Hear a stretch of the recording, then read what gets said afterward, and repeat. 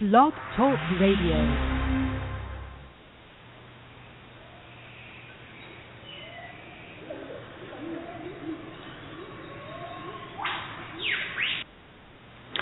Hello, everyone. I'd like to welcome all of you to Ohio Exopolitics. I'm your host, Mark Snyder. It's been a bizarre, strange, crazy weekend this weekend. So I'm going to start out playing some clips this evening, and then I promise I will get to the topics that I described on the show. A lot going on in the world. It's really a good time to do this anyway. I'm going to cover some of the crazy stuff that's going on in Europe right now. These clips I'm going to play are from the Alex Jones show. Some amazing stuff. Give me a second here. I'll cue this up.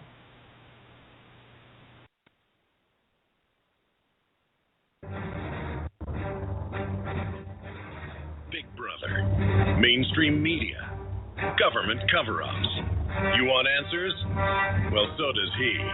He's Alex Jones on the GCN Radio Network. And now, live from Austin, Texas, Alex Jones.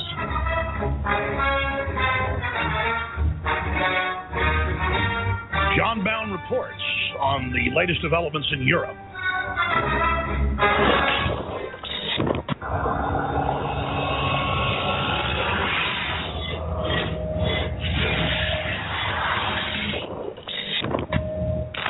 I'll vote for the ban because saving the lives of police officers, young and old, and innocent civilians, young and old, is more important than preventing imagined tyranny. A well-regulated militia being necessary to the security of a free state, the right of the people to keep and bear arms shall not be infringed. This is the Second Amendment of the United States Constitution, adopted on December 15, 1791. The law was based on the 1689 English Bill of Rights, traced back to John Locke, Enlightenment philosopher and the father of classical liberalism. Sir William Blackstone, 18th century judge and politician, described this right as an auxiliary right, supporting the natural rights of self-defense, resistance to oppression, and the civic duty to act in concert in defense of the state. How is it that these basic human rights aren't recognized in the 21st century? WorldNet Daily reports obtaining a working firearm and ammunition in Germany, Britain, Denmark, and the Netherlands is practically impossible for the average citizen. Germany, for instance, requires a psychological evaluation, the purchase of liability insurance, and verifiable compliance with strict firearm storage and safety rules. And self-defense is not even a valid reason to purchase a gun in these countries. But in Austria, guns are flying off of the shelves, and the majority of buyers are women. Women fearing for their lives and the very real danger of being raped. European women are being terrorized. Sweden is the undisputed rape capital of Europe, but refuses to even address the epidemic. CBN reports recent police statistics show that in the capital city of Oslo, Norway, 100% of assault rapes between strangers were committed by immigrant non-Western. You know, the Meyer materials talked about this, that we're going to have these immigrants flooding into various countries. And unfortunately, in Norway and Austria, they're having these terrible problem with women being raped, and that's why all these women are buying guns right now. So it's a huge issue. I just thought it would be apropos to bring this up. This is another one of these prophecies that Myers talked about. Let's pick back up in this clip and listen to just a bit more of this. And then I have some more information that we'll listen to on other clips.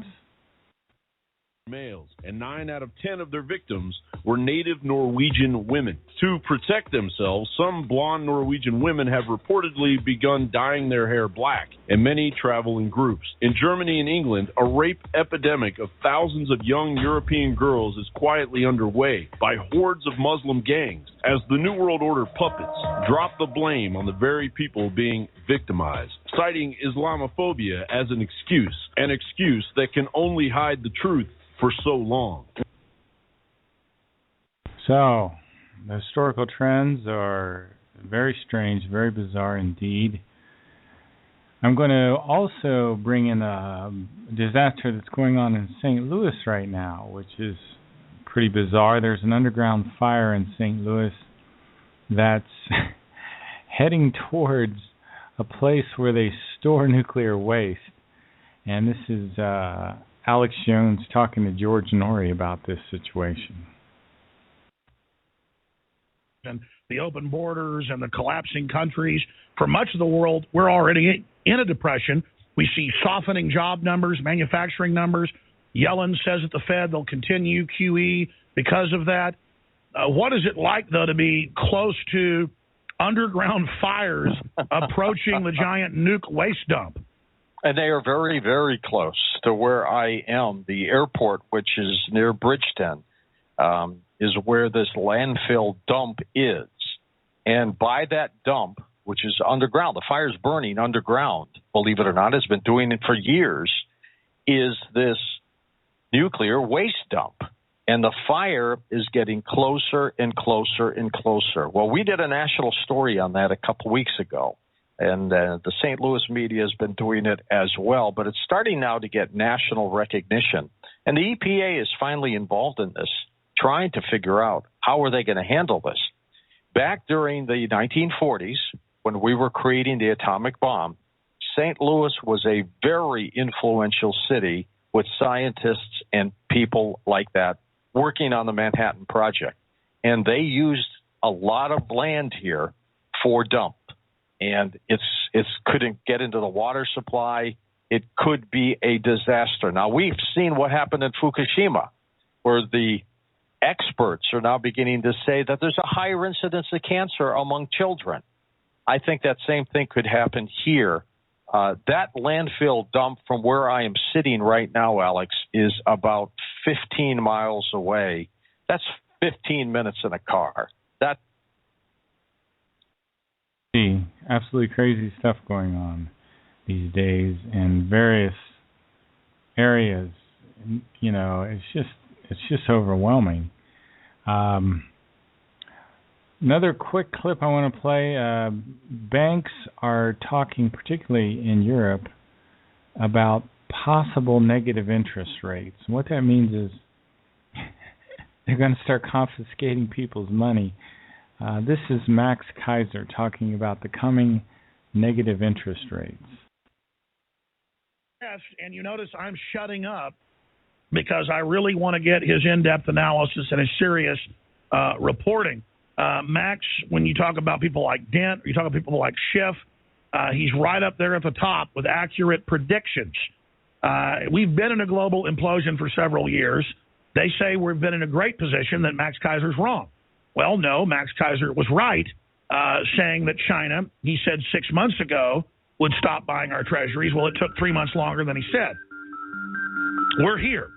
And he's right about 9 times out of 10, whereas CNBC's wrong about 9 times out of 10 on purpose. So I really want to pick his brain on where he thinks things are going. Leanne McAdoo will pop in live as well for 5 minutes on the melting down radioactive waste dump outside St. Louis that she demanded she go cover. That girl has...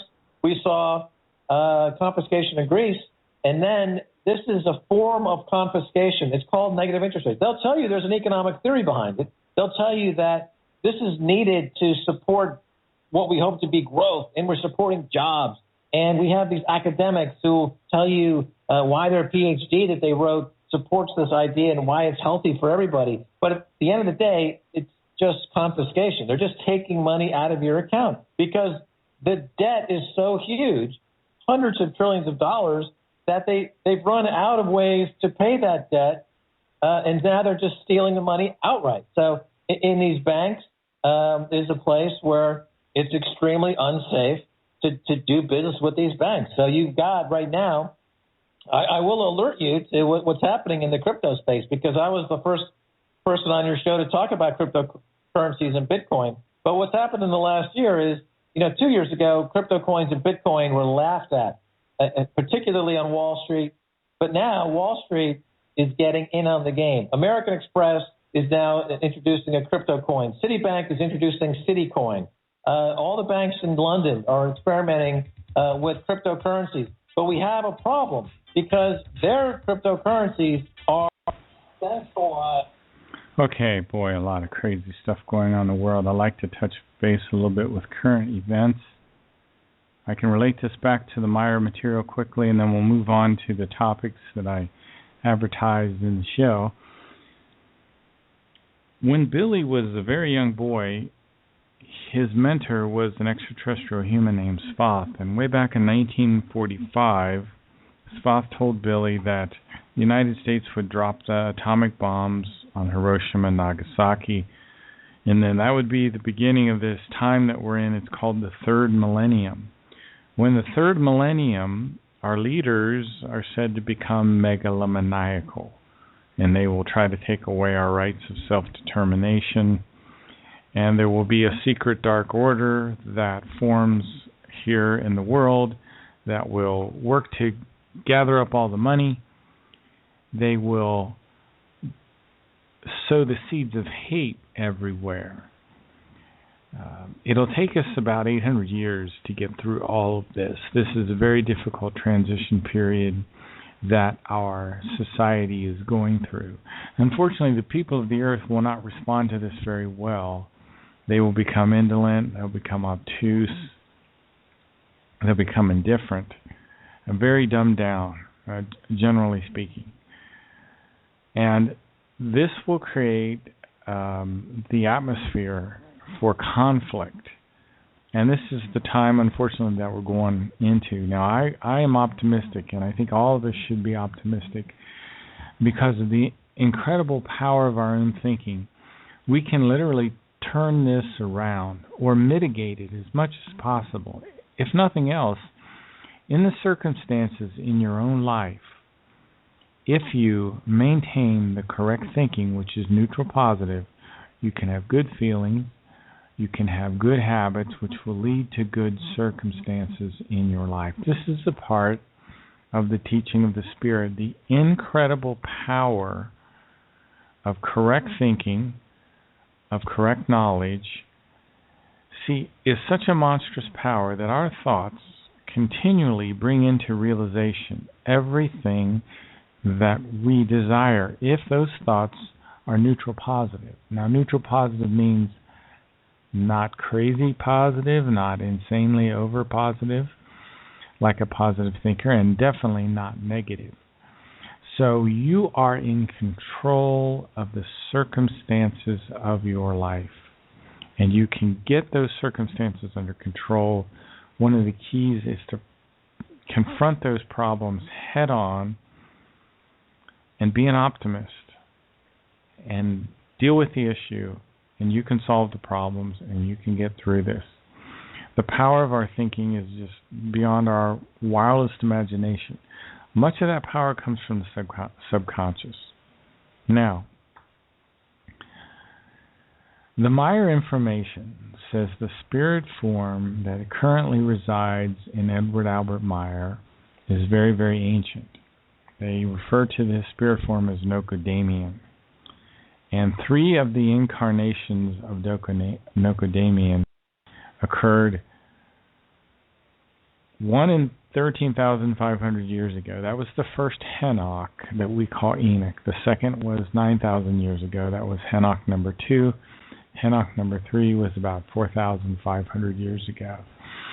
And these prophets, these 3 prophets, who were the same spirit form that's in Edward Albert Meyer, that same spirit form has been Enoch, Elijah, Isaiah, Jeremiah, Emmanuel, and Muhammad. There's actually 3 Enochs, or Henochs. And this relates to Merlin and King Arthur, believe it or not. The best that I can tell, King Arthur and Merlin were around 4th or 5th century A.D. Merlin was a Druid. He was a Druid prince. The Druids were a wealthy aristocracy that existed in Ireland, in Great Britain, and the area in those areas. Merlin, who was also known as Mirrodin, was also called the laughing one. I guess he was optimistic. He had a pretty good attitude. Well, one of the reasons he did is because he got a hold of this ancient writing, one of the writings of Enoch. And that writing, I think at that time, was called the Cauldron of Life. It's basically the same material that's in the Meyer information now. And one of the skills that Merlin got was the ability to meditate. And he got very good at meditation. And him and his other druid friends would meditate at a very beautiful place with a hill and a stream and trees. And it was called, this meditation place was called the Holy Grail. Now, a lot of confusion has happened in our history over time. And the Holy Grail became confused with a legend called the Holy Chalice. The Holy Chalice was supposed to be a cup that, grabbed all the blood of Christ. And, that was a legend. And that got confused with the Holy Grail. Now, the Holy Grail was originally not a cup. It was a place of meditation of the Druids. And as Merlin got better and better at this meditation, he started to develop the ability to see into the future. And some of the seeing into the future is just the ability to use deductive reasoning, as opposed to belief. Belief is very hypnotic. We need to focus more on deductive reasoning in our thinking and problem solving.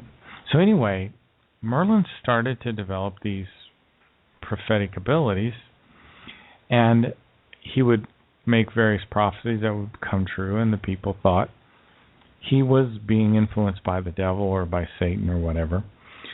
So that caused a lot of political problems for Merlin.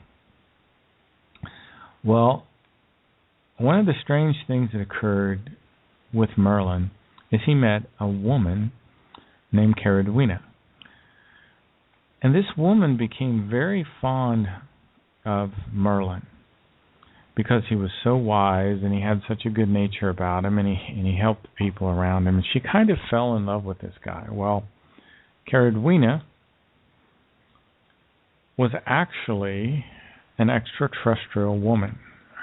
She was one of the Pleiaren. See, the Pleiarens have been on the Earth for quite some time.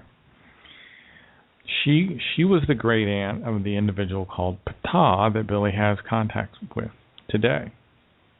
Anyway, she made for Merlin this sword. This sword was actually a piece of high technology. It was called the Lightning Sword originally, because it was basically like a beam weapon. And it was given to Merlin originally, who used it reasonably and didn't cause major problems. However, Merlin eventually gave it to King Arthur. Now, King Arthur is not the person that he is depicted as today. His knights weren't benevolent. They weren't these good, heroic people. In fact, they were very brutal. And King Arthur was called the Boar of Cornwall, is one of his nicknames. He was very barbaric, and when he got a hold of that sword, he killed many, many people. This bothered Caradwina very much. Eventually, after Arthur died, Merlin brought the sword back to Caradwina, who I think destroyed it, and then she eventually left the Earth and went back to Era. So that's kind of a side note. It's in one of the stories that's in the Goblet of Truth, which is a really good book that I recommend that you go out and Google the Goblet of Truth, and you can download. It's a 600 plus page book. It's one of the Meyer writings. Now, I was reading through Contact 471, I think the number is today, and it talked about another point of interest that people are aware of. Well, you've heard the story about the Men in Black. And we have a couple kind of fun, silly movies about the Men in Black. Well, according to Meyer information, The real men in black are Sirians from the Sirius star system. They're kind of renegades and criminals, actually, from the Sirius star system. Not the Sirius star system in our space-time configuration. The Meyer information explains that there are different space-time configurations. You can think of it roughly as a dimension. These old Sirians came to Mars in our solar system, and they set up camps in various places in Mars. At one time, Mars was habited, and at one time, Mars did have structures. In our lifetime, Mars had structures on it. It had a D&M pyramid, they called it. It had two faces on Mars that were monuments. These were monuments. One is called the crown face, and the other one is the face at Cydonia. There was a professor who talked about those structures, and he also talked about a planet that exploded in our solar system. He had a different name for it. The Meyer information calls it Malona. Dr. Tom Van Flandert is the fellow's name I'm talking about. In any case, these Sirians, way back in 2006, were set up still in these old these old constructions on Mars. And they tried to kill Billy. There's been 22 attempts on Billy's life. I'm not sure why these old Sirians, what their motivation was for trying to kill Billy. In some way, they must oppose the mission, so to speak. So the lawful Sirians came from the Sirius system and incarcerated these criminals, these men in black, and took them back to the Sirius system and dealt with them there. But unfortunately, in 2006, they wiped out all of the monuments that existed on Mars, which is quite a shame. So anyway, that's kind of a tangent in the typical studies that we've been doing. It's Contact 471.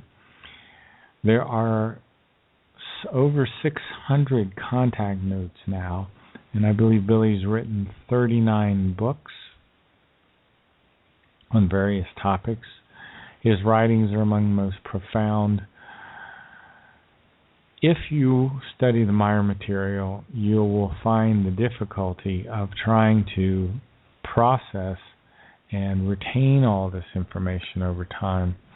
I do have a caller, but that caller doesn't have the button pushed. I'll see if they want to speak. See if that is Eve. Hello, 804. On the number of suicides and cut down on the resale of stolen guns, estimated to be 230,000 every year. What good is a gun? No.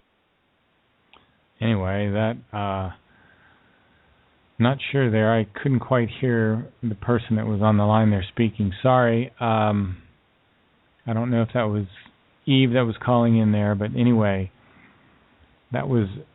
I appreciate you calling in, 804. I'll try again, and we'll see if we can bring you on here in a little bit. So anyway, I was talking about these Sirians and Henoch and the Holy Grail, the Holy Chalice legends, and how the true Holy Grail was a holy place. It was a place of meditation that Merlin used with the other druids. Well, there was another legend. It's called the Holy Lance or the Spear of Destiny. And there are actually 4 churches that claim to have the Holy Lance at their particular church. One is the Church of St. Peter in Antioch. There's another St. Peter's Basilica. There's a Holy Lance in Vienna. There's various places today that talk about the Holy Lance. Another interesting thing that this Goblet of Truth talks about is the Shroud of Turin, which is supposed to have the physical imprintation of the resurrected Christ. Now, the Meyer information says the Shroud of Turin was actually what's called a death mask. And the Meyer information says the shroud was the death mask of the Italian merchant named Cesare Canova. And a death mask was a wax or plaster cast that was made of a person's face following death. And death masks were kind of mementos or portraits of the dead. So anyway, I'll let you make your own decision about that. We live in a very, very strange time today, a time where our governments are spending lots of money observing us for various reasons. One of the ways we're being observed right now is by blimps. And I have an interesting clip here where that talks about one of these blimps that are being used to just watch us.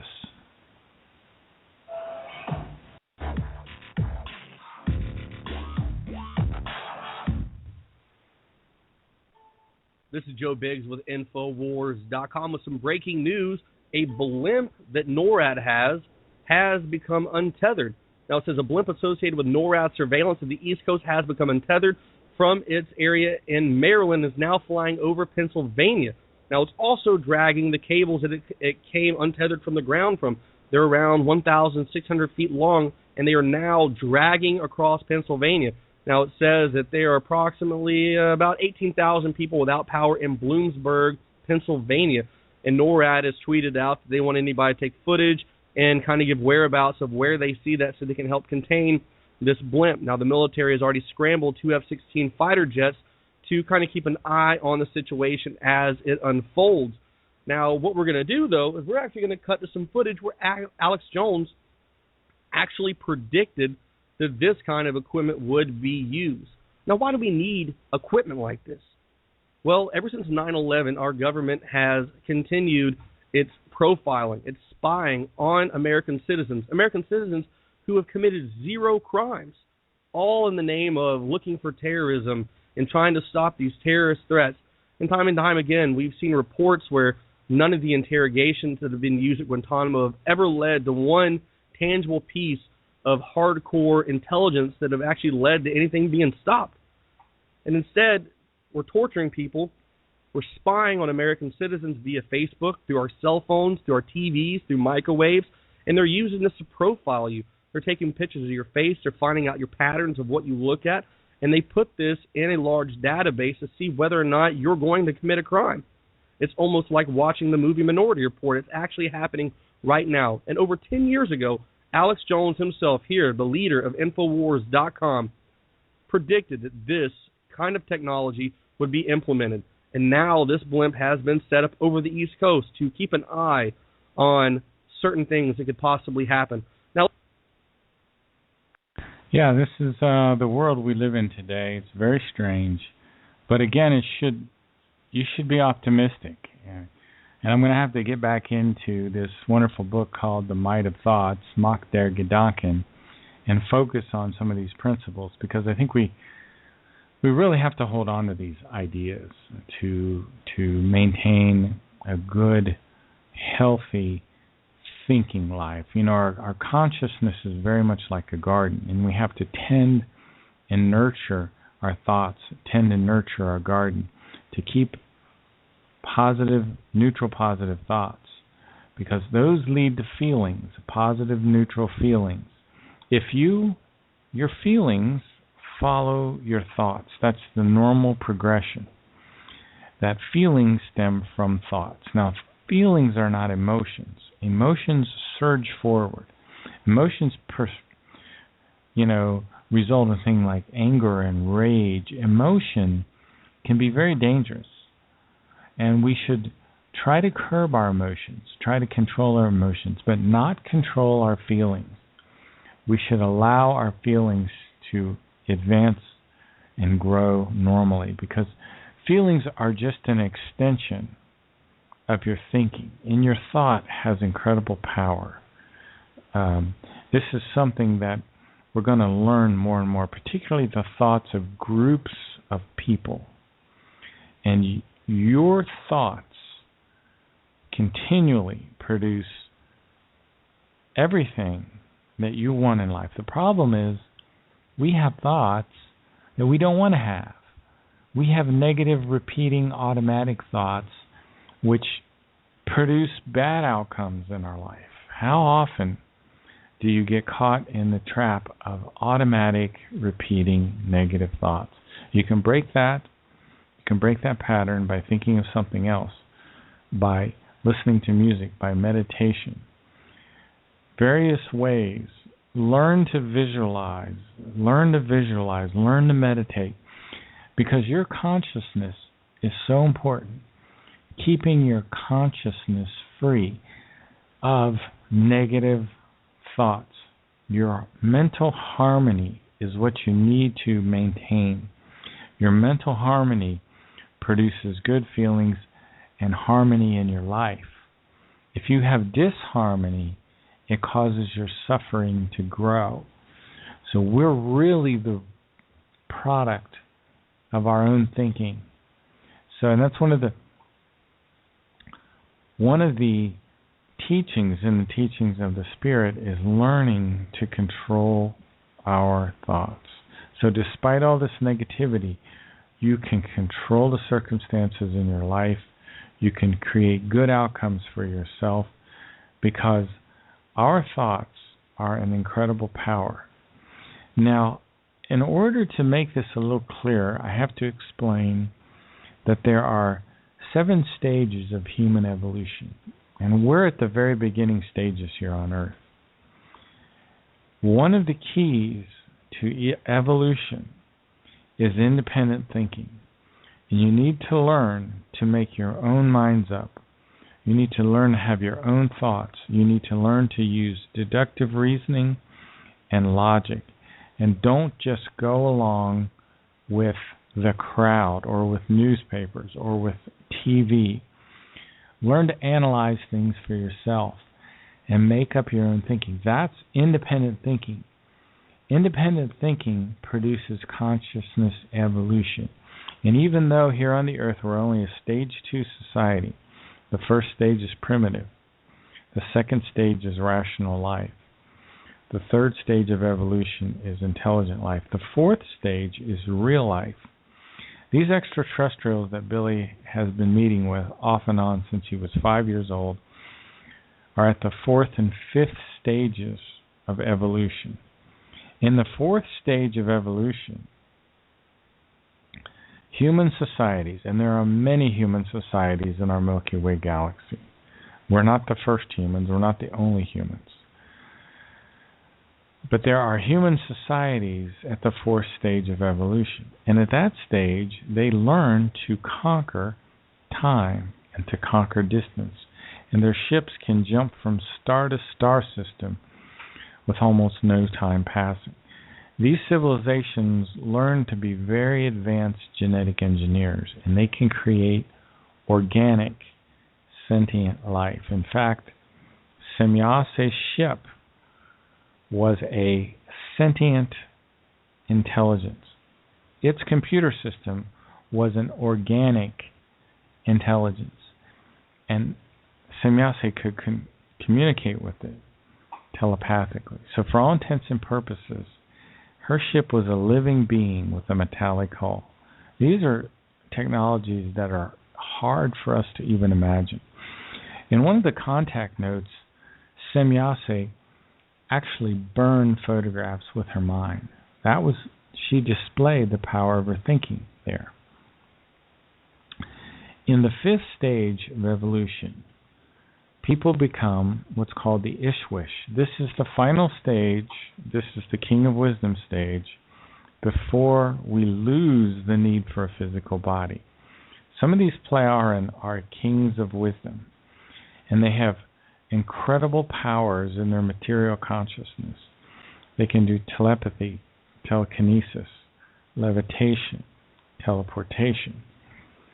These are the incredible abilities of the human mind.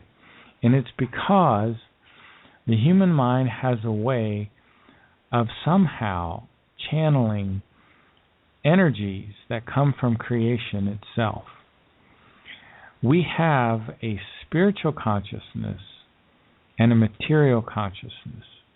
Our spiritual consciousness has a controlling factor in it called the Gemut. And the Gemut is always neutral positive. The Gemut is connected with this superintelligence in creation. And it sends these what are called swinging waves into the conscious mind, into physical reality. And these swinging waves, these electromagnetic waves, can become very powerful. And if we harness them correctly, we can do incredible things with our own thoughts, with our own thinking. And that's why in the past, when these higher evolved extraterrestrial humans were on the earth, they were called gods. And some of these beings who could do tremendous things with the power of their psyche, with the power of their spiritual consciousness, were not even the most benevolent. Every once in a while, there'll be a king of wisdom who has not yet completely, totally evolved into completely balanced. Every once in a while, you'd get an individual like an Eris the Barbarian. And we've studied Eris the Barbarian during the time of Atlantis and Lemuria. He conquered the area in the north called Hyperborea, which had a beautiful climate. In the North Pole of the Earth in ancient times, we had a year-round summer. This man came from Beta Centauri. He brought 200 leaders and sub-leaders with him, and he conquered Hyperborea. His son went into India and Pakistan, Eris II, into the areas called India and Pakistan. And Eris created great conflict between Atlantis and Lemuria, and eventually caused the Great War. And it was because of wrong thinking. The Atlanteans and Lemurians destroyed each other and almost completely destroyed the Earth because of wrong thinking. Now, can you imagine when you get to the fourth or fifth stage of evolution and you get out of balance in your thinking, the kind of havoc you can cause? Well, the Earth was almost destroyed in the ancient past, almost destroyed at least twice. Before Atlantis and Lemuria was a king of wisdom named Pelagon, who again brought thousands of people to the Earth, created a civilization that went to every continent. When Pelagon died, the man that took over for him was not so benevolent, not so wise, and through his own wrong thinking, eventually caused a global war. And it took centuries and centuries for the Earth's ecosystem to come out of this disaster as well. So one of the things that we're trying to do with the Meyer information is get this information out to as many people as possible so that we can start living by certain rules and guidelines called creational natural laws. And one of the most fundamental creational natural laws is love. Not sentimental love, not romantic love, but a love that cares for all life.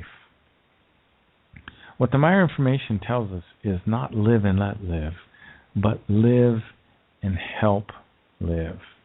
So plants, animals, rivers, stones, bushes, trees, everything that crawls and flies on the earth is a life form with a spirit form. And these spirit forms are on a journey through time which involve many, many lifetimes. And that death is just the passage into the world of pure spirit. And in the world of pure spirit, our spirit form goes, and it brings with it the knowledge and the experience associated with the previous life. These experiences are processed, and they're turned into a neutral positive energy, which is absorbed by the spirit form. And we spend about a lifetime and a half in the spiritual realm. So when you die, your spirit form, which is a little bit of energy, kind of the size of a needle, takes the knowledge associated with that spiritual, or that lifetime, that material lifetime, into the spiritual realm. So if you lived 100 years, under normal conditions, we would spend 150 years. The spirit form would process all those experiences. And what was useful in terms of evolution would be absorbed by the spirit form. Because the purpose of our lifetimes is to gather wisdom. The purpose of our lifetime is consciousness evolution. And consciousness evolution comes through independent thinking. So you have to take this information that I'm giving you this evening and process it yourself and find out what makes sense to you. Wisdom is a kind of knowledge which produces energy. And when you produce the energy of wisdom, you help the whole creation. So you can make a huge difference by absorbing this wisdom, by gathering this knowledge, by harnessing and using the power of your own neutral, positive thinking. Maintain harmony in your mentality. Harmony in your mentality will produce harmony in your life. I'm going to call things a little bit short tonight, folks. Been a crazy weekend. Hope you've enjoyed the show. We'll see you next week. Good night.